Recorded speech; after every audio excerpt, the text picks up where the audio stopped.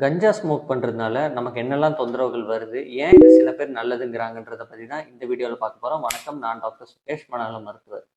First of all, இந்த கஞ்சா smoke பண்ணும்போது நமக்கு என்னெல்லாம் ஆகுதுன்னு பார்த்தோம்னா, அதிகமாக பசி எடுக்கும், டைம் மெல்லமாக போகிற மாதிரி இருக்கும், கலர்ஸ்லாம் ரொம்ப பிரைட்டாக தெரியும், ப்ளஸ் வந்து மோட்டர் மூமெண்ட்ஸ், அதாவது நம்ம நடக்கிறது பேசுறது எல்லாமே ஸ்லோவாக பண்ணுற மாதிரி இருக்கும்.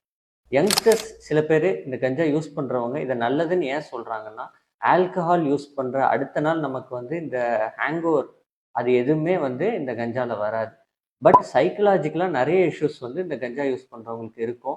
எஸ்பெஷலி இரிட்டபிலிட்டி, கோவம், தூக்கமின்மை, பசியின்மை, இதெல்லாம் கஞ்சா யூஸ் பண்ணாத மாதிரி இருக்கும். ஸோ கண்டிப்பாக வந்து அவங்களுக்கு டெய்லி கஞ்சா யூஸ் பண்ணுங்கிற கிரேவிங் அர்ஜ் வந்து இருக்கும். ப்ளஸ் லாங் டேர்மாக இந்த கஞ்சா யூஸ் பண்ணும்போது சைக்கோசிஸ் வரலாம். அதாவது மனக்குழப்பம், காதில் குரல் கேட்குற மாதிரி, யாரோ ஒருத்தவங்க ஃபாலோ பண்ணுற மாதிரி, அவங்கள வந்து கெடுதல் நினைக்கிற மாதிரி பயம் வந்து நிறைய வரும். ப்ளஸ் இந்த கெனாபிஸ் இன்டியூஸ்ட் ஆங்ஸைட்டி டிஸார்டர் வரலாம்.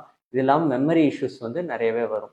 சில கண்ட்ரிஸ் இந்த கெனாபிஸை வந்து லீகலைஸ் பண்ண ஆரம்பிச்சிருக்காங்க. பட் நம்ம கண்ட்ரியில் இன்னும் அதை லீகலைஸ் பண்ணல. ஸோ கண்டிப்பாக இந்த கஞ்சான்றது நம்ம உடம்புக்கும் மனசுக்கும் கெடுதல் தான் விளைவிக்கும். இதுலேருந்து கண்டிப்பாக வெளியே வர முடியும். அதுக்கு என்னென்னா ட்ரீட்மெண்ட்டுங்கிறது கண்டிப்பாக தேவைப்படும்.